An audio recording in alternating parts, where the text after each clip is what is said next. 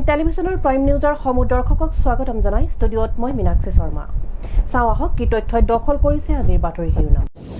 প্ৰাপ্যধন বিচাৰি হাহাকাৰ ডিব্ৰুগড়ত এডাল সুৰক্ষাকৰ্মী। পিএফৰ নামত 12% দৰমহাৰ ধন কৰ্তন। বিপৰীতে ধন জমা হোৱা নাছিল পিএফ একাউণ্টত। Majuli life health care private লিমিটেডৰ নামত প্ৰবঞ্চনাৰ জাল। পঞ্চায়ত সভাপতি ৰমেশ বৰুৱা মাজুলী বিজেপিৰ এগৰাকী মহিলা নেত্ৰী ভুৱা কোম্পানীৰ লগত জড়িত থকাৰ অভিযোগ। টেঙাখাটত জিডিচি কোম্পানীৰ বিৰুদ্ধে অসম জাতীয়তাবাদী যুৱ ছাত্ৰ পৰিষদৰ 2 ঘণ্টীয়া ধৰ্ণা কাৰ্যসূচী। শিৱসাগৰৰ চৰকাৰী চিকিৎসালয়সমূহত নাই জলাতংকৰ ৰোগ প্ৰতিৰোধৰ ভেকচিন, ৰাইজৰ হাহাকাৰ। এতিয়া বিতং বাতৰি। Vanguard security service and system নামৰ ছিকিউৰিটি গাৰ্ড এজেঞ্চিৰ জৰিয়তে বিগত 2021 চনৰ নৱেম্বৰ মাহৰ পৰা 23 বৰ্ষৰ মাৰ্চ মাহলৈকে কোম্পানীয়ে পিএফৰ ধন নিদিয়াত AMCHত কৰ্মৰত নিৰাপত্তাৰক্ষীৰ প্ৰাপ্যধন বিচাৰি হাহাকাৰ ডিব্ৰুগড়ত।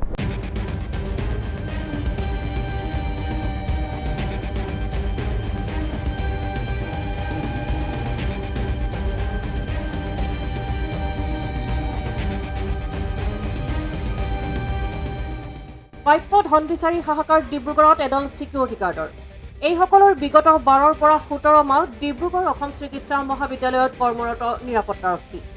Vanguard security service and system নামৰ ছিকিউৰিটি গাৰ্ড এজেঞ্চিৰ জৰিয়তে বিগত 2021 চনৰ নৱেম্বৰ মাহৰ পৰা 23 বৰ্ষৰ মাৰ্চ মাহলৈকে AMCHত কৰ্মৰত আছিল 210জন নিৰাপত্তাৰক্ষী। অভিযোগ অনুসৰি প্ৰতিটো মাহতে এওঁলোকৰ পৰা দৰমহা ধনৰ 12% ধন কাটি থৈছিল কোম্পানীয়ে পিএফৰ নামত। কিন্তু তাৰ বিপৰীতে দিয়া হোৱা নাছিল কোনো পিএফ নম্বৰ। কাটি থোৱা ধন সোমোৱা নাছিল পিএফ একাউণ্টত। চুক্তি অনুসৰি 17 মাহৰ অন্তত অসম চিকিৎসা মহাবিদ্যালয়ত এজেঞ্চিৰ কৰ্ম সম্পূৰ্ণ হৈছিল। AMCHত কৰ্মৰত এইসকল ছিকিউৰিটি গাৰ্ড কোনোবা ঘৰলৈ ঘূৰি গৈছিল, আন কোনোবাই অন্য কৰ্মত নিয়োজিত হৈছিল। কৰ্মৰ পৰা অব্যাহত দিয়া হৈছিল যদিও কাটি থোৱা পিএফৰ ধন দিয়া হোৱা নাছিল কোনো এজনক। ৰহস্যজনকভাৱে কোনো এজনৰ দিয়া নাছিল পিএফ একাউণ্ট নম্বৰ। ইফালে নিজৰ কাটি থোৱা ধন বিচাৰি দিনে নিশাই এজেঞ্চি MD ছুপাৰভাইজাৰক বিচাৰি হাবাথুৰি খাবলগীয়া হৈছে এইসকল যুৱক যুৱতীয়ে। হাতত কেঁচুৱা লৈ নিজৰ প্ৰাপ্য ধন বিচাৰি ডিব্ৰুগড়ত তাঁতবাতি এইসকল মহিলাই। ৰাজ্যৰ ভিন্ন স্থানৰ পৰা ডিব্ৰুগড়ত উপস্থিত হোৱা মহিলাই খুব উজাৰি সংবাদ মাধ্যমত কয় এইদৰে। ৰাতিপুৱা আপোনাৰ গ'লোঁ এবাৰ, তাৰপাছত আকৌ দুপৰীয়া গ'লোঁ 3টা। আমি গ'লোঁ আপোনাৰ ৰাতিপুৱা চব 9টা বজাত ল'ৰা ছোৱালীবিলাক গৈছিলে। তাৰপাছত যোৱাৰ পিছত আকৌ আমাৰ মানে যিজন ছুপাৰভাইজাৰ আছিলে, মোৰ দোকান আছে, দোকান বন্ধ কৰি দিনটো মানে গৰমখনত দৌৰি ফুৰিছোঁ। তাৰপাছত আপোনাৰ এজন ছুপাৰভাইজাৰ ফোন কৰি মাতিলে, এতিয়া পইচা দিম আহা বুলি ক'লে। তাৰপিছত তেতিয়া আমি গ'লোঁ, তেতিয়াও নাই দিয়া। তাৰপিছত ক'লে গধূলি 6টা বজাত দিব। তাৰপিছত গধূলি 6টাত কি 3:30 পৰা বহি আছোঁগৈ ঘৰত গৈ কিনি। ঘৰত গ'লোঁ, ঘৰততো গৈ লাভ নাই, আৰু ছাৰহঁতেতো গাড়ী লৈ ঘূৰি ফুৰিছে। মানে এবাৰ ডন বক্সত পইচা দিছে, এবাৰ ক'ৰবাত গলিত পইচা দিছে। আমি মানে পিছে পিছে ঘূৰিয়ে ফুৰিছোঁ। ছুপাৰভাইজাৰ আছিলে আমাৰ এজন সুৰেশ দাস, তাৰপিছত আৰু বাকী কেইজনমান আছিলে। আজিয়ে দিনটো আপোনাৰ গাড়ীত এবাৰ ডন বক্সৰ গলিত মাতিছে, এবাৰ আপোনাৰ চুহমত মাতিছে, মানে যাৰ নামখিনি সিহঁতিয়ে বনাইছে। আৰু আমি গুৱাহাটী ছাৰক ফোন কৰিছোঁ ন, আপোনাৰ ছাৰক ফোন কৰাৰ পিছততো ফোনটো ৰিচিভ কৰা নাই। সেই যিজন মানুহ ইমান বিজি, এটা ফোন ৰিচিভ কৰা টাইম নাই, সেইজন মানুহে আমাৰ ইমানখিনি ল'ৰা ছোৱালী কেনেকৈ লিষ্ট বনাইছে? লিষ্ট বনোৱাটো টাইম সেইটো সম্ভৱে। আমাৰ 210টা ল'ৰা ছোৱালী আছিলে। ইমান দূৰৰ পৰা আহিছে, আপোনাৰ গোলাঘাটৰ পৰা আহিছে, আমাৰ ওচৰত এজনো নাই। ইমান দূৰৰ পৰা আহিছে ল'ৰা ছোৱালী পইচা দিব বুলি কওঁতে পইচা যেতিয়া মানুহখিনি আহি গোট খাইছে, তাৰপিছত তেওঁলোক পলাই দিছে।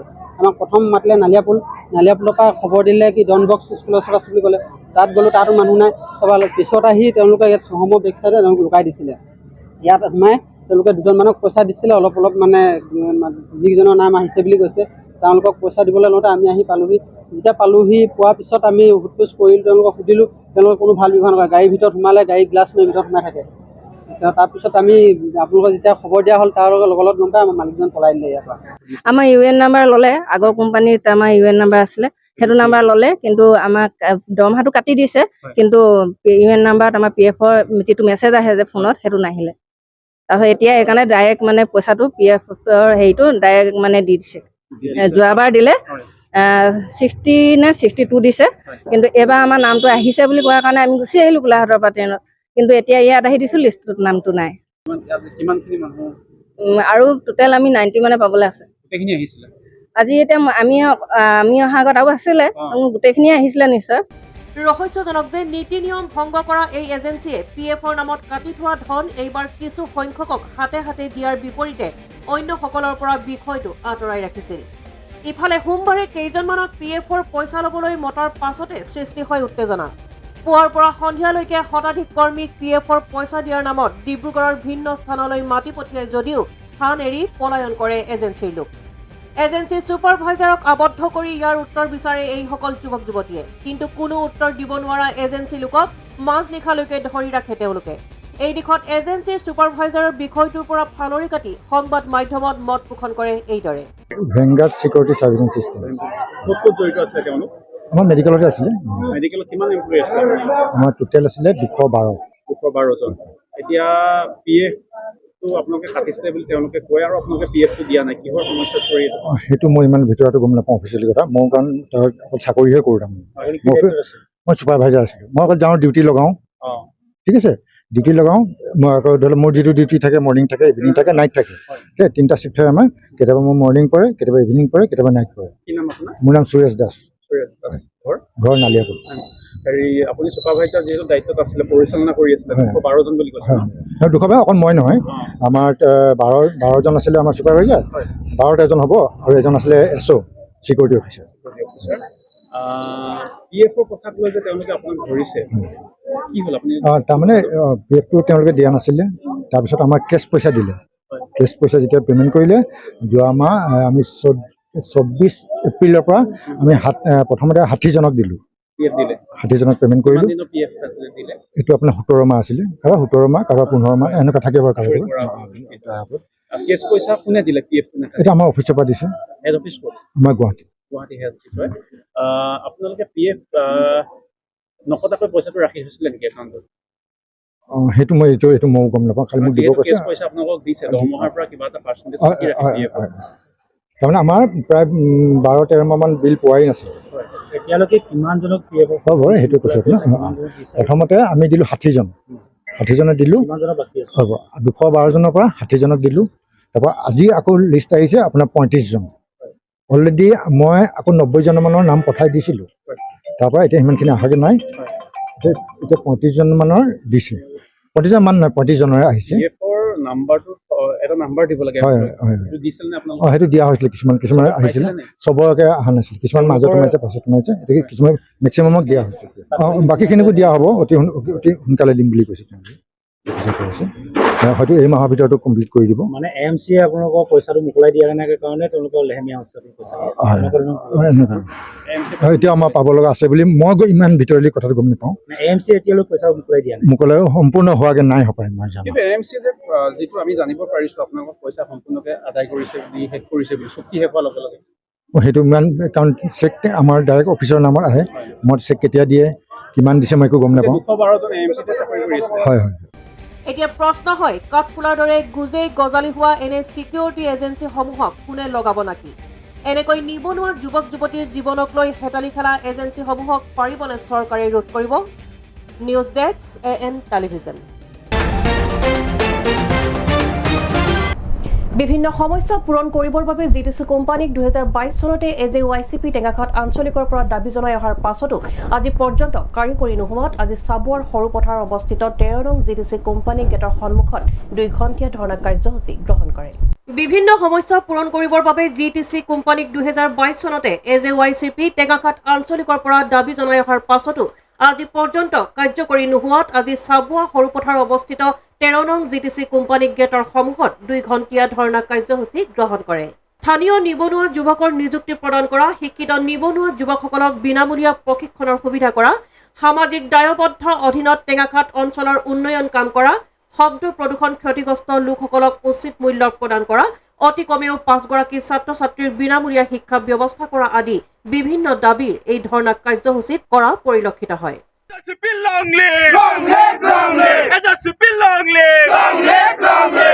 আমি ভাবো কি মানি লোৱা নহব, আমাক দিয়া ভাবো কি মানি লোৱা নহব, আমাক দিয়া ভাবো কি মৰ্য কৰা নহব। GTC কোম্পানী মুৰ্দাবাদ, GTC কোম্পানী মুৰ্দাবাদ, দাবী GTC কোম্পানী মুৰ্দাবাদ। এই দাবী যদি কাৰ্যকৰী নহয় তেন্তে অনাগত দিনত জংকী আন্দোলন কৰাৰ কথা আঞ্চলিকৰ সভাপতি গৌতম বৰুৱাই এইদৰে কয়। হয়, যিহেতু আমি অসম জাতীয়বাদী যুৱ ছাত্ৰ পৰিষদ টেঙাখাত আঞ্চলিক সমিতি আমি 2022 চনতে এখন স্মাৰক পত্ৰ প্ৰদান কৰিছিলোঁ যে আমাৰ টেঙাখাত অঞ্চলৰ বহুতো নিবনুৱা যুৱক যুৱতী আছে, তেওঁলোকক কোম্পানী GTC কোম্পানী সংস্থাপন দিবলৈ আৰু যিসকল আমাৰ শিক্ষিত নিবনুৱা আছে তেওঁলোকক বিনামূলীয়াকৈ প্ৰশিক্ষণৰ সুবিধা কৰি দিবলৈ তথা আমাৰ টেঙাখাত অঞ্চলত তেওঁলোকৰ যিহেতু আমাৰ CSR ফাণ্ড আছে কোম্পানীৰ ফালৰ পৰা আমি এটা উন্নয়নমূলক কাম তথা আমাৰ বিভিন্ন সমস্যাৰ ওপৰত আমি স্মাৰক পত্ৰ এখন প্ৰদান কৰিছিলোঁ। কিন্তু আমি অফিচত যাওঁ তেওঁলোকে স্মাৰক পত্ৰ আমাক একো প্ৰত্যুত্তৰ নিদি আমাক তেওঁলোকে ক'লে যে আমি টেঙাখাত অঞ্চলত এনেকুৱা ধৰণৰ বিভিন্ন আমি গুণ্ডা এনেকুৱা মানুহ পুহি থৈছোঁ, টেঙাখাতত তোমালোকে কি কৰিবা, গতিকে আমাক তেওঁলোকে ভাবুকিহে প্ৰদান কৰিলে।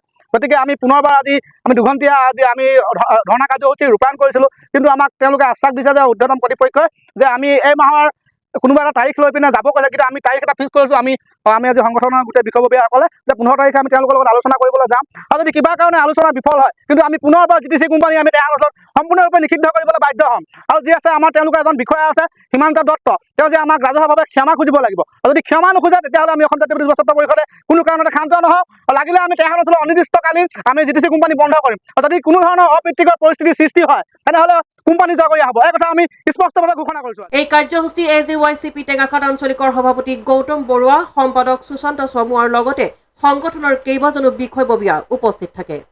Bureau' report AN television.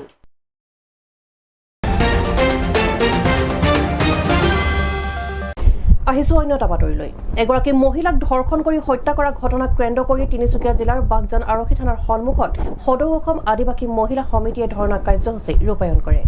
Tinsukia জিলাৰ বাগজান আৰক্ষী থানাৰ অন্তৰ্গত অইল ইণ্ডিয়া লিমিটেডৰ বাগজানস্থিত EPSৰ সমীপত যোৱা 6 মে তাৰিখে বাগজান গুইজান আৰক্ষী আৰু জিলা প্ৰশাসনে উদ্ধাৰ কৰিছিল নিমা চুমি নামৰ বিবাহিত মহিলাৰ মৃতদেহ। উল্লেখ্য যে বিবাহিত মহিলাগৰাকীক দলবদ্ধ ধৰ্ষণ কৰি হত্যা কৰাৰ অভিযোগত বাগজান আৰক্ষী থানাত সদৌ অসম আদিবাসী ছাত্ৰ সন্থা বাগজান আঞ্চলিক সমিতিয়ে দাখিল কৰিছিল এখন স্মাৰক পত্ৰ। স্মাৰক পত্ৰত উল্লেখ কৰা অনুসৰি 48 ঘণ্টা সময়সীমা বান্ধি দিয়ে, কিন্তু সেই সময় উকলি যোৱাৰ পাছতো কোনো ধৰণৰ ব্যৱস্থা গ্ৰহণ নকৰিলে বাগজান আৰক্ষীয়ে কিংবা জিলা প্ৰশাসনে। তাৰ এই প্ৰতিবাদত বাগজান আৰক্ষী থানাৰ সন্মুখত সদৌ অসম আদিবাসী মহিলা সমিতি তিনিচুকীয়া জিলা সমিতি আৰু সদৌ অসম আদিবাসী ছাত্ৰ সন্থা বাগজান আঞ্চলিক সমিতিৰ উদ্যোগত কেইবা শতাধিক ৰাইজৰ উপস্থিতিত ধৰ্ণা কাৰ্যসূচী ৰূপায়ণ কৰে। এই কাৰ্যসূচীৰ জৰিয়তে অমানৱীয় কাৰ্যত জড়িত থকা লোকক অতি শীঘ্ৰে কৰায়ত্ব কৰিবলৈ দাবী জনায়। লগতে আগন্তুক 24 ঘণ্টাৰ ভিতৰত কোনো সুদুত্তৰ নাপালে পুনৰ তীব্ৰ আন্দোলন গঢ়ি তুলিব বুলি ধৰ্ণা কাৰ্যসূচীৰ জৰিয়তে সকীয়াই দিয়ে। নিমা তুৰী নামৰ এগৰাকী মহিলাক নিৰ্যাতন কৰি বলবৎ হত্যা কৰি পেলাই দিয়া হৈছিলে। আজি 7 দিন উকলি যোৱাৰ পাছতো তেখেতৰ শোষণ কৰা ব্যক্তিগৰাকীক কৰায়ত কৰিব পৰা নাই।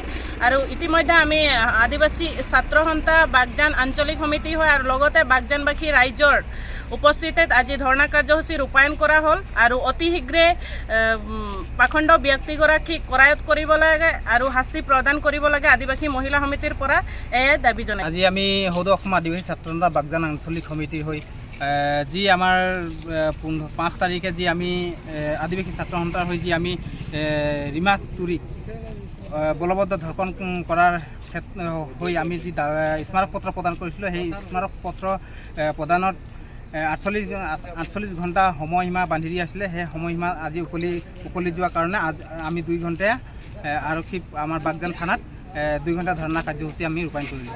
Bureau' report AN television. এইখিনিতে সময় দিছোঁ বাণিজ্যিক বিৰতিৰ পাছত পুনৰ উভতিম। চাই থাকক AN টেলিভিজন। আপোনাৰ সপোনৰ বিয়াখন মনৰ পচন্দৰ মতে সজাই তুলিব পৰাকৈ সকলো ধৰণৰ সা সুবিধা ইয়াতে পাব। মণ্ডপ সাজসজ্জাৰ সকলো সুবিধাৰ উপৰিও খাদ্য আৰু পুৰোহিতৰ সুবিধাও ইয়াতে পাব। গৃহলক্ষ্মী হোটেল এণ্ড বিবাহ ভৱন, খনিকৰ চাৰিআলিৰ সমীপত ৰাষ্ট্ৰীয় ঘাইপথৰ কাষতে অৱস্থিত। সকলো ধৰণৰ আধুনিক সা সুবিধা থকা হোটেল ৰুমৰ ব্যৱস্থাও আমাৰ ইয়াত আছে। আমাৰ যোগাযোগৰ ঠিকনা 9435034868 আৰু 9101314076। গৃহলক্ষ্মী হোটেল এণ্ড বিবাহ ভৱন। আপোনাৰ আপোন চহৰ ডিব্ৰুগড়ত এঞ্জিলা এণ্টাৰপ্ৰাইজে আনিছে এটি সোণালী সুযোগ। প্ৰয়োজনীয়তা মাত্ৰ এখন নিজৰ ই-ৰিক্সা। An opportunity to earn limitless money. অধিক জানিবলৈ যোগাযোগ কৰক 9085585200 আৰু 7002275263।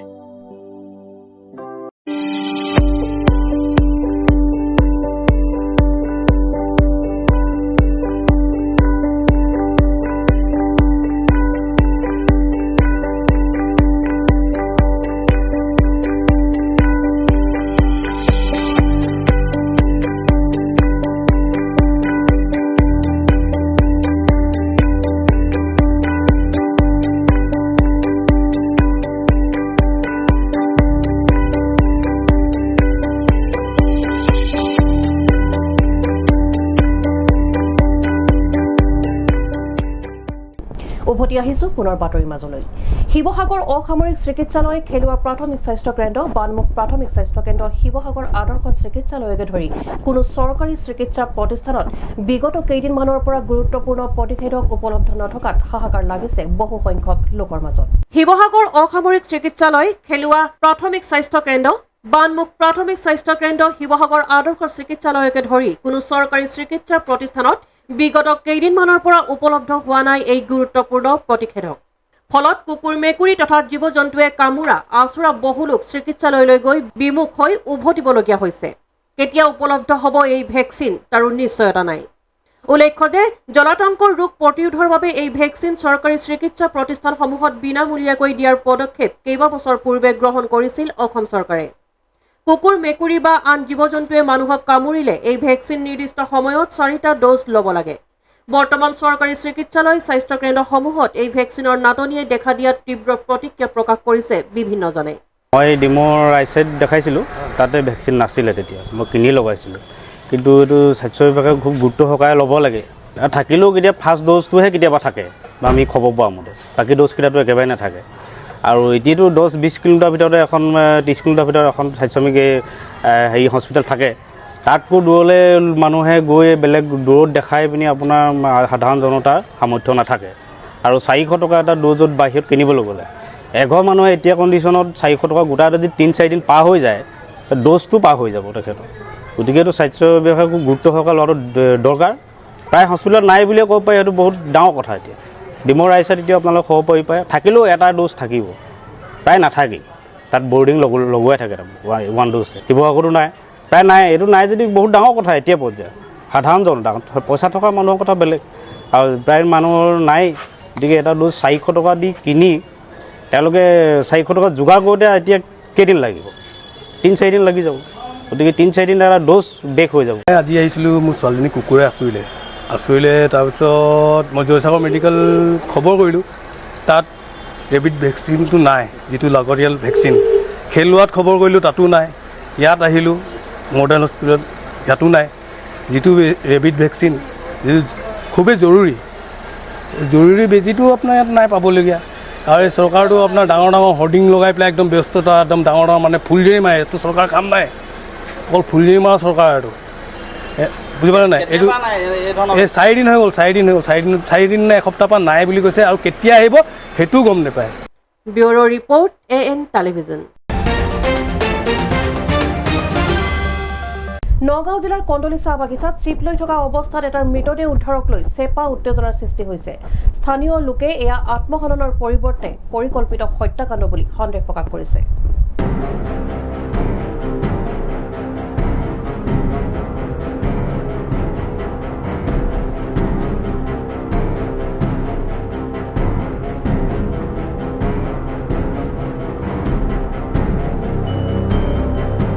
নগাঁও জিলাৰ কন্দলি চাহ বাগিচাত চিপ লৈ থকা অৱস্থাত মৃতদেহ উদ্ধাৰক লৈ চেপা উত্তেজনাৰ সৃষ্টি হৈছে।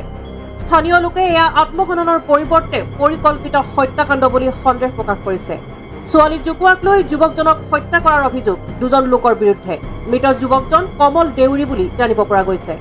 যোৱা বুধবাৰে ছোৱালী জোকোৱাক লৈ কমল দেউৰীক বেয়াকৈ মাৰপিট কৰে হত্যাত অভিযুক্ত চাহ বাগানৰে লোক 2জনে। মৃত যুৱকজনৰ পৰিয়ালৰ অভিযোগ হত্যা কৰি পেলাই থৈছে কমল দেউৰী। ঘটনাস্থলীত আৰক্ষী উপস্থিত হৈ মৃতদেহ উদ্ধাৰ কৰি তদন্ত আৰম্ভ কৰিছে। যোৱা বুধবাৰে এই মানে ছোৱালী কেইজনীক মানে সেই অলপ বেয়াকৈ গালি পাৰিলে। গালি পাৰাত মানে এই ছোৱালী কেইজনী তাৰ পৰিয়ালক মাতি তাৰপিছত লগত সভাপতি আহিছে। সভাপতি আহি আৰু তাক মানে গালি চালি দিলে। গালি দি আৰু মেনেজাৰে ক'লে যে মাৰপিট কৰিব নালাগে, বান্ধি লৈ যা। বান্ধি লওঁতে মানে তাহাঁতে সভাপতিও মাৰিছে, লাইন চকীদাৰো মাৰিছে, তাৰপিছত লগতে তাৰ পৰিয়ালকেইটাও আছে লগত। ৰঞ্জিত তাঁতী মাথা চাথা ফালি দিলে তাৰ। এইটো যোৱা বুধবাৰে। এই যোৱা বুধবাৰৰ পৰা আৰু তাক ট্ৰিটমেণ্ট কৰি চিলাই তিলাই মাৰি বাগান ফালৰ পৰাই দিছে ট্ৰিটমেণ্টটো। যে মোটা বুজন ক'লে যে মাৰপিট কৰিলে যি হৈ গ'ল আৰু তাক চিলাই তিলাই কৰ। আৰু ঘৰত চম্জি দিয়া নাই মানে বুধবাৰ পৰা চমজি দিয়া নাই নাই গাঁৱৰ মানুহকো চমজি দিয়া নাই। এতিয়া কি হৈছে এতিয়া কি দেখা পাইছে আপোনাৰ এতিয়া এয়া কালি বোলে সভাপতি দেখি পাই বাগান মাথা দৌৰাইছে সেই লাচে পাইছো ৰাতিপুৱা ব্যুৰ' ৰিপৰ্ট AM টেলিভিজন।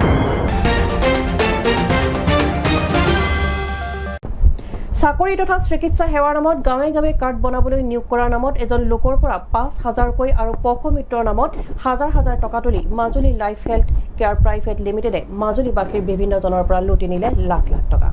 মাজুলীত পুনৰ প্ৰবঞ্চনাৰ জাল। Majuli life health care private লিমিটেডে মাজুলীবাসীৰ বিভিন্ন জনৰ পৰা লুটিলে লাখ লাখ টকা। চাকৰিৰ নামত ঢকুৱাখানাৰ পৰা টকা ল'বলৈ পত্নীৰ সৈতে উপস্থিত হওঁতে ৰাইজে আবদ্ধ কৰে কোম্পানীৰ ডাইৰেক্টৰ পলাশজ্যোতি বৰাক। চিকিৎসা সেৱাৰ নামত গাঁৱে গাঁৱে কাৰ্ড বনাবলৈ নিয়োগ কৰাৰ নামত এজন লোকৰ পৰা 5,000কৈ আৰু পশু মিত্ৰৰ নামত হাজাৰ হাজাৰ টকা তুলি মাজুলীৰ পৰা পলাই আছিল পলাশজ্যোতি বৰা। অন্যহাতে চৰকাৰী চাকৰি দিয়াৰ নামত 5ৰ পৰা 6 লাখ টকা লোৱাৰ অভিযোগ আনিছে ৰাইজে। শ্ৰীৰাম পঞ্চায়ত প্ৰাক্তন সভাপতি ৰমেশ বৰুৱা এই কোম্পানীৰ মুখ্য আহ্বায়ক হিচাপে থকাৰ লগতে এই ভুৱা কোম্পানী চলাবলৈ পঞ্চায়ত এটা কোঠা প্ৰদান কৰিছে ৰমেশ বৰুৱাই। গুৱাহাটীৰ এপলত চিকিৎসা প্ৰদান কৰা হ'ব বুলি ভুৱা স্বাস্থ্য সেৱা কাৰ্ড ৰাইজৰ মাজত প্ৰদান কৰিছিল। বাৰে বাৰে মাজুলীত প্ৰবঞ্চনাৰ জাল মেলা এইসমূহ লোকক কি ব্যৱস্থা গ্ৰহণ কৰিব জিলা প্ৰশাসনে। মাজুলী হেল্থ কেয়াৰ বুলি কৈছে প্ৰথমতে কৈছে মাজুলী হেল্থ কেয়াৰ ছেকেণ্ডত কৈছে পশু মিত্ৰ তাৰপিছত এই পশু মিত্ৰৰ পৰা লৈছে আমাৰ পৰা লৈছে 10,000 তাৰপৰা এইটো মহিলাসকলৰ পৰা লৈছে 5,000 তাৰপিছত চাকৰি হ'ব ট্ৰেইনিং দিম কিট দিম এইবিলাক একো ভেকু ভাও নাই। তাৰপৰা ইয়াত কিমান দিন হ'ল এতিয়া ডাইৰেক্ট সেই ছমাহ ৰানিং তাৰপৰা মানুহ পলাল। তাৰপৰা সিদিনা মই ফোন কৰিছোঁ ব্লেক লিষ্টত ভৰাইছে মোৰ ফোনটো ব্লেক লিষ্টত ভৰাইছে। মই ইহঁতৰ কোম্পানীয়ে মই ৱেটিঙৰ চৱেটিঙৰ চব ঘূৰি কৰিছোঁ। তাৰপিছতো আকৌ মোৰ ফোনটো ৰিচিভ নকৰে ৰিচিভ নকৰাত মই বোলো আপুনি ফোনটো কেলৈ ৰিচিভ নকৰে। আমি বোলো মাজুলী সত্ৰ মহানগৰী মানুহ আকৌ আমাক তেনেকুৱাকৈ কামুৰি থ'ব নাহিব আকৌ আৰু আমাক যদি ডকাইত কৰিবলৈ আহে আমিও আপোনাক সোধাই নানো এনেকৈ বুলি কৈ দিছোঁ কাৰণ আমাৰ পইচা শুদ্ধকৈ পোৱা পইচা আপোনালোকে অশুদ্ধকৈ খালে আমি নেৰিম এনেকৈ বুলি কৈ মোক কৈছে বোলে শ্বৰ্ট মাইণ্ড আপুনি শ্বৰ্ট মাইণ্ডৰ মানুহ লাইফ হেল্থ কেয়াৰৰ আমাৰ ইয়াত এটা অফিচ আছিলে আৰু আমি স্বাস্থ্য সম্পৰ্কত আমি কিছুমান কাম কৰিছিলোঁ। এতিয়া ধৰক ৰেহাই মূল্যত মানুহক চিকিৎসা কৰা আৰু হেৰি কৰা তাৰে মানে বিভিন্ন স্বাস্থ্যকৰ্মী আমাৰ জইন কৰিছিলে। তেওঁলোকে হেল্থ কাৰ্ড বনোৱাৰ নামত 5,000 টকাকৈ আমাক দিছিলে। আমাৰ এই কামখিনি বিভিন্ন অসুবিধাৰ কাৰণে হোৱা নাছিলে। মাজতে ট্ৰেইনিঙো হৈছে 1 জুলাইৰ পৰা হোৱাৰ কথা আছিলে। বিভিন্ন অসুবিধাৰ কাৰণে নোহোৱা আজি এতিয়া এইফালে আহোঁতে ৰাইজে আমাক পাই আমাৰ কৰ্মীখিনিয়ে পইচাখিনি বিচাৰিছে আৰু আমি যৎপৰোনাস্তি আমি ঘূৰাই দিয়াৰ আমি সম্পূৰ্ণ এতিয়ালৈকে কষ্ট কৰি আছোঁ। মানে সেইটো একচুৱেলি কাৰ্ডৰ বিনিময়ত আপোনাৰ মিনিমাম প্ৰায় 60জনমান হ'ব। মানে কাৰ্ড হোল্ডাৰ নহয় মানে আমাৰ যিসকল কৰ্মী আছিলে তাৰে কিন্তু এতিয়া 40গৰাকী মানে কৰি বাকীখিনিতো অলৰেডি আমাৰ আছেই কৰিবই তেওঁলোক মানে আমাৰ একচুৱেলি প্ৰায় 3-4 লাখ টকা হ'ব। তাৰপিছত নামত নহয় সেইখিনি হেৰি আছিলে সেইটো পশু মিত্ৰ এটা আমি কিবা কিট দিয়াৰ নামতো আছিলে সেইটো 2 লাখমান টকা আৰু বাকী আপোনাৰ অইন একো নাই। এই অকল হেল্থ ছেক্টৰ আপোনালোকে নেটত চাৰ্চ কৰি চাব পাৰে Majuli life health care private limited সেইমতে আমি কৰিছিলোঁ। এতিয়া আজি আমি ৰাইজ আহিছোঁ গতিকে আমি যিমান সোনকালে পাওঁ ঘূৰাই দিবলৈ এইটো আমি নতুনকৈ ইয়াত কৰা একচুৱেলি এপ'লৰ আণ্ডাৰত ফ্ৰীকৈ হৈছে। এপ'ল বুলি শব্দটো কেলৈ ক'ম আমাৰ যিটো মানে এপ'লৰ আণ্ডাৰত এপ'লৰ লগত টাই আপ আছে বেলেগৰ লগত টাই আপ আছে বিভিন্ন আমি এইটো হেল্থ ছাৰ্ভিচ আছে ইয়াত যদি আপুনি এইটো সম্পৰ্কত ভালকৈ সুধিবলৈ হয় আমাৰ ৰমেশ বৰুৱা ছাৰক সুধিব পাৰে। আমাৰ তেখেতে গোটেই কথাটোও গম পায় আমি কি ছাৰ্ভিচ আমি কেনেকৈ আৰম্ভ কৰোঁ মানে আমাৰ শ্ৰীৰাম পঞ্চায়তৰ ৰমেশ বৰুৱা তেখেতে আমাৰ এতিয়া বৰ্তমান ইয়াত হেৰি হৈ আছে কি কৰে তেখেত পঞ্চায়তৰ এতিয়া আমাৰ অনুষ্ঠানৰ লগত জড়িত একদম মুখ্য পদে আহ্বায়ক হিচাপে। গতিকে আপোনালোকে নিজে এতিয়া আমি তালৈকে গৈ আছোঁ নহয় নাই সেইটো কোনটো নাই সেইটো তাৰ বেলেগ নামত তাৰ 6 লাখ টকা সেইটো আমাৰ বেলেগ। পঞ্চায়ত সভাপতি হৈ ভুৱা কোম্পানীৰ লগত জড়িত হোৱা ৰমেশ বৰুৱা অন্যহাতে কোম্পানীৰ ৱেবছাইটৰ তথ্য অনুসৰি উজনি মাজুলী বিজেপিৰ এগৰাকী বিজেপি মহিলা নেত্ৰী এই ভুৱা কোম্পানীৰ লগত জড়িত তথ্য আছে। এতিয়া লক্ষণীয় হ'ব কেনেধৰণৰ ব্যৱস্থা গ্ৰহণ কৰে আৰক্ষীয়ে। এই কোম্পানীৰ লগত মাজুলীৰ অন্য এজন প্ৰশান্ত বৰা নামৰ যুৱক ডাইৰেক্টৰ হিচাপে আছে বুলি জানিব পৰা গৈছে। ইয়াৰ উপৰি ঔটেঙাগুৰি মানিমুনি ভেদাইলতা অৰ্জুন চালৰ গুৰিৰ বাবে কেঁচা মাল সংগ্ৰহৰ বাবে বহু লোকক কামত লগোৱা হ'ল কিন্তু তেখেতলোকক কামৰ বিনিময়ত ধন নিদিয়াৰ অভিযোগ ভুৱা কোম্পানীটোৰ বিৰুদ্ধে। পলাশজ্যোতি বৰাৰ ঘৰ যোৰহাট বুলি জানিবলৈ দিছে যদিও লক্ষণীয়ভাৱে মাজুলী শ্ৰীৰাম গাঁৱৰ নামত এখন আধাৰ কাৰ্ড লাভ কৰিছে। লাইফ হেল্থৰ কাৰণে মানে হেৰি আমাক মানে এমপ্লয় হিচাপে আমাক হেৰি ইনফৰ্ম কৰিছিলে সেইকাৰণে আমি হেৰিটো কামটো ভালকৈ কৰিব পাৰিম আমি গাঁৱত আছোঁ কাৰণে এইটো কাম কৰিলে আমি ভালকৈ হেৰি উন্নত কৰিব পাৰিম বা বুলি আমি আগলৈ উন্নতি পথত যাব পাৰিম বা বুলি সেইটো ভাবি মানে আমি সেইটো কামটোত হেৰি দিছিলোঁ আগবাঢ়িছিলোঁ তাৰপিছত এতিয়া কথাটো বহুত দিন হ'ল আমাৰ এনেই কাগজটো মানে এতিয়ালৈকে একো ওলোৱাগৈ নাই সেইকাৰণে আমি মানুহটোকো লগ পোৱা নাই সেইকাৰণে আমি ইয়ালৈ আহিছে বুলি গম পাই আমি ইয়ালৈ বিচাৰি আহিছোঁ। Bureau' report AN television.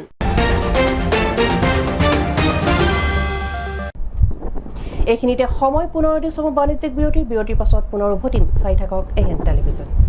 আপোনাৰ সপোনৰ বিয়াখন মনৰ পচন্দৰ মতে সজাই তুলিব পৰাকৈ সকলো ধৰণৰ সা সুবিধা ইয়াতে পাব। মণ্ডপ সাজ-সজ্জাৰ সকলো সুবিধাৰ উপৰিও খাদ্য আৰু পুৰোহিতৰ সুবিধাও ইয়াতে পাব। গৃহলক্ষ্মী হোটেল এণ্ড বিবাহ ভৱন, খনিকৰ চাৰিআলিৰ সমীপত ৰাষ্ট্ৰীয় ঘাইপথৰ কাষতে অৱস্থিত। সকলো ধৰণৰ আধুনিক সা সুবিধা থকা হোটেল ৰুমৰ ব্যৱস্থাও আমাৰ ইয়াত আছে। আমাৰ যোগাযোগৰ ঠিকনা 9435034868 আৰু 9101314076। গৃহলক্ষ্মী হোটেল এণ্ড বিবাহ ভৱন।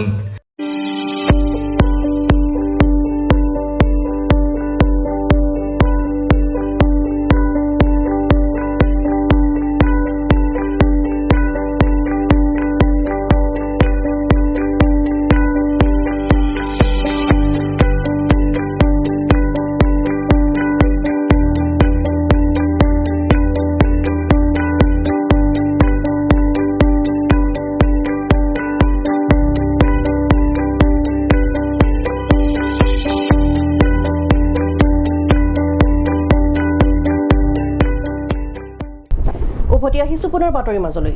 খাদ্য আন্দোলনৰ শ্বহীদ পুতুল শইকীয়া আৰু গজেন ইংতিৰ পবিত্ৰ স্মৃতিত পালন কৰা 10 জুন তাৰিখে ছাত্ৰ সংহতি দিৱস নামৰূপত সদৌ ডিব্ৰুগড় জিলা ছাত্ৰ সন্থাৰ উদ্যোগত অনুষ্ঠিত হৈ যায়।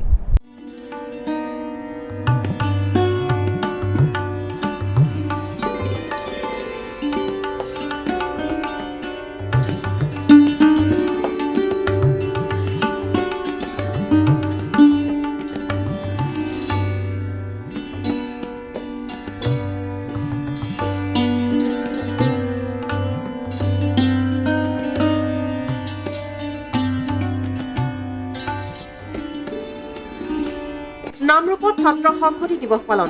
খাদ্য আন্দোলনৰ শ্বহীদ পুতুল শইকীয়া আৰু গজেন ইংতিৰ পবিত্ৰ স্মৃতিত পালন কৰা 10 জুন ছাত্ৰ সংহতি দিৱস নামৰূপত সদৌ ডিব্ৰুগড় জিলা ছাত্ৰ সন্থাৰ উদ্যোগত অনুষ্ঠিত হৈ যায়। দুই শ্বহীদৰ এই আত্মবলিদান 50 বছৰ অতিক্ৰম কৰি যোৱাৰ পৰিপ্ৰেক্ষিতত নামৰূপ নাহৰকটীয়াৰ 50জন বিশিষ্ট ব্যক্তিৰ জৰিয়তে উক্ত অনুষ্ঠানত বন্তি প্ৰজ্বলন কৰি শ্বহীদ দুজনক স্মৰণ কৰা হয়।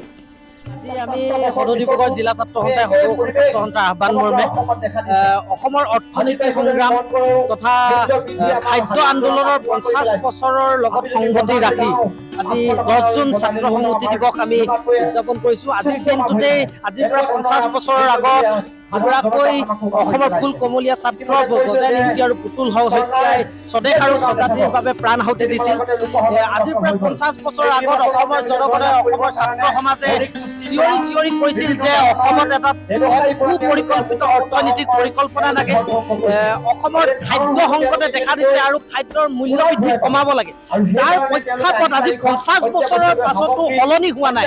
অসমৰ অৰ্থনীতিক কোনো পৰিকল্পনা নাই।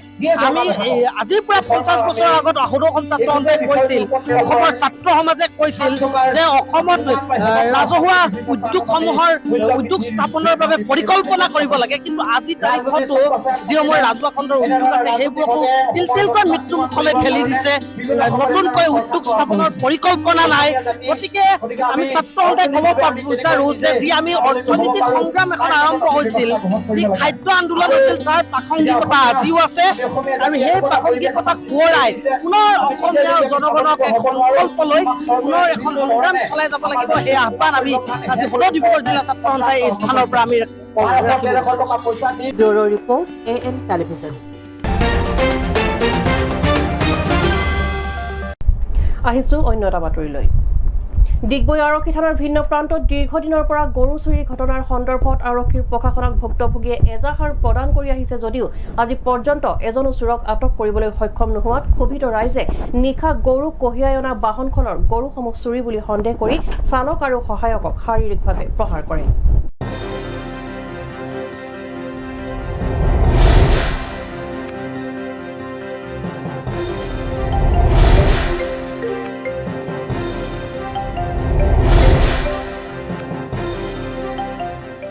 ডিগবৈ উল্টাপুলত নিশা উত্তপ্ত পৰিস্থিতি। গৰু কঢ়িয়াই অনা এখন বাহন ভাঙি লণ্ডভণ্ড কৰে একাংশ লোকে। ডিগবৈ দীঘৰপুৰৰ তিনিচুকীয়া অভিমুখে গৰু কঢ়িয়াই অনা AS22C9608 নম্বৰৰ বলেৰো পিকআপ বাহনখনৰ চালকক শাৰীৰিকভাৱে প্ৰহাৰ। চালক আৰু সহায়কক শাৰীৰিকভাৱে প্ৰহাৰ কৰা লোকসকল গাঁওৰক্ষী বাহিনীৰ কাৰ্যকৰ্তা বুলি অভিযোগ আনিছে বাহনৰ চালকগৰাকীয়ে। আপোনাৰ বাকী কেইজন অকল আপোনাকে পালে? বাকী গৰু ক'ৰ পৰা আনিছিলে? এনেই আপোনাৰ গাঁও মোৰ ভাগত খুৰা ঘৰৰ পৰা গাই কিজনী আনিলে। আমাৰ এইটো শালপতি হয়, শালপতি ঘৰত ভিডিঅ' চিডিঅ' সিহঁতক দেখালোঁ। মই বোলো থানালৈ ক, যদি হেৰি কৈছোঁ এইজন আছেই ন, অপেনিঙৰ পৰা আছে। ফুটিলে গৰু নিয়ে পিছতো যদি এনেকুৱা অৱস্থা কৰি দিয়ে আৰু এইজনে গোটেইখিনি মানুহ চিনি পায় যোনে যোনে মাৰিছে। ঘৰৰ গৰু হয়। হে 8,000 টকা লৈ আছিলোঁ, তাৰপৰা মোৰ গাড়ী ভাড়া মই আছিলে অলপমান। তাৰপৰা ভিনিয়া ভাগৰখিনি ল'লে ন? ভিনিয়া ভাগৰ 20,000 21,000 আছিলে। মোৰ ঘৰ ধেমাজি হাতীগড়। মই গৰুকেইটা মোৰ ঘৰলৈ আনিছিলোঁ। মই ওচৰ মৃতুৰ মানুহৰ ঘৰ গৰু, মৃতুৰ মানুহৰ ঘৰ গৰু তেওঁলোকে পুহিব নোৱাৰোঁ বুলি ক'লে। আপোনালোকে লৈ যায় নি? আমাৰ দলনি পথাৰ আছে, দলনি পথাৰত মেলিম বুলি লৈ।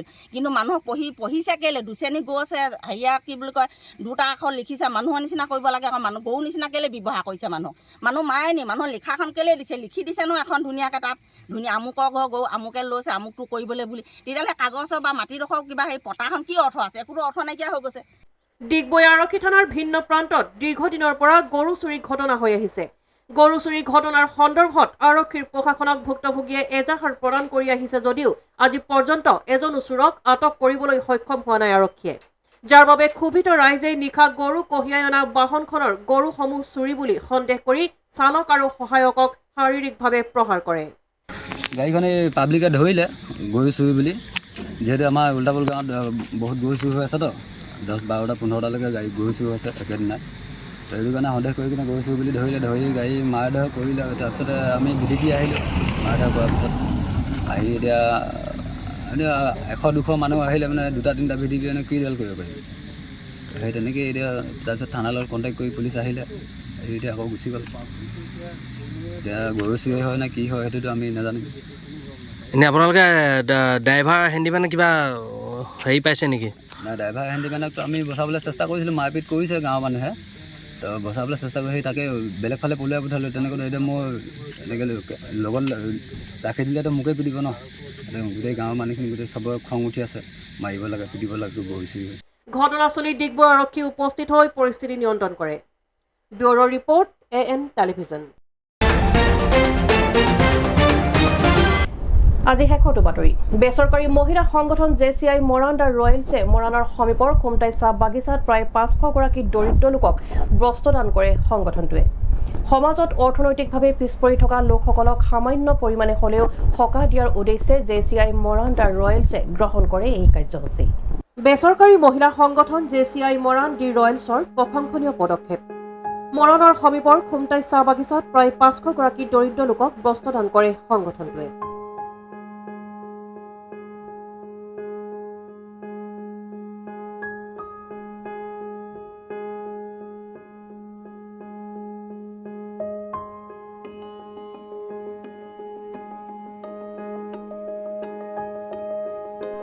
সমাজত অৰ্থনৈতিকভাৱে পিছ পৰি থকা লোকসকলক সামান্য পৰিমাণে হ'লেও সকাহ দিয়াৰ উদ্দেশ্যে JCI মৰাণ দ্য ৰয়েলছে গ্ৰহণ কৰে এই কাৰ্যসূচী। বৃহত্তৰ মৰাণ অঞ্চলৰ একাংশ সচেতন মহিলাক লৈ গঠিত JCI মৰাণ দ্য ৰয়েলছৰ এই পদক্ষেপক ধন্যবাদ জ্ঞাপন কৰিছে সচেতন মহলে। আমাৰ ইয়াত 1.5 year চলি আছে। এতিয়া লাষ্ট ইয়াৰ আমাৰ ফাউণ্ডেশ্যন আছিলে, এই বছৰ আমাৰ কণ্টিনিউ কৰি আছোঁ। এইটো অল অভাৰ ৱৰ্ল্ডত আছে, বেলেগ বেলেগ ব্ৰাঞ্চ আছে। আমাৰ ইয়াত মৰাণহাট ব্ৰাঞ্চ আছে, JCI মৰাণদি ৰয়েলছ বুলি। এইটো 1.5 বছৰ হ'ল। এতিয়া আমি কণ্টিনিউ ভাবি আছোঁ যে এইটো আৰু ভালকৈ আমালোক চলাব পাৰোঁ। एक इंटरनेशनल ऑर्गेनाइजेशन है जो सभी क्षेत्रों में समाज की भलाई के लिए काम करते हैं। तो आज हम लोग यहाँ पे कपड़े नए पुराने सभी तरफ के डोनेट करने आए हैं। साथ में हम लोग जो हर महीने फूड डोनेशन करते हैं, तो वो आज हम लोग यहाँ पे बिस्किट्स का वितरण किया है। यहाँ पे हमें आज पहली बार आने का मौका मिला। यहाँ के हमें मतलब यहाँ के अरेंजमेंट्स हमें पता नहीं था कि यहाँ पे ऐसी मतलब है कि यहाँ आए तो हमें पता चला कि यहाँ इतने लोगों को ज़रूरत है। तो हम लोगों ने करीब 500 लोगों के लिए कपड़ों का अरेंजमेंट किया था, जो हमें डोनेट करा। आगे भी हम भविष्य में कोशिश करेंगे कि यहाँ आए और यहाँ के लोगों की कुछ तरह से मदद कर सकें। JCI मुरांदा रॉयल समाज की भलाई के लिए ही काम करती है और हम सब मिलके कुछ न कुछ करना चाहते हैं समाज से, जिससे समाज का कुछ भला हो सके। Bureau report AN television.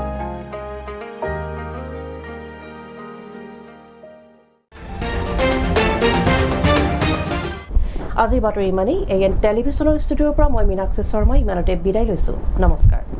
আপোনাৰ সপোনৰ বিয়াখন মনৰ পচন্দৰ মতে সজাই তুলিব পৰাকৈ সকলো ধৰণৰ সা সুবিধা ইয়াতে পাব।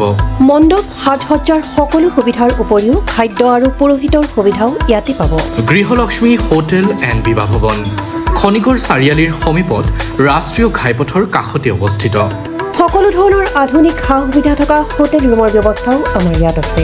আমাৰ যোগাযোগৰ ঠিকনা 9435034868 আৰু 9101314076। গৃহলক্ষ্মী হোটেল এণ্ড বিবাহ ভৱন।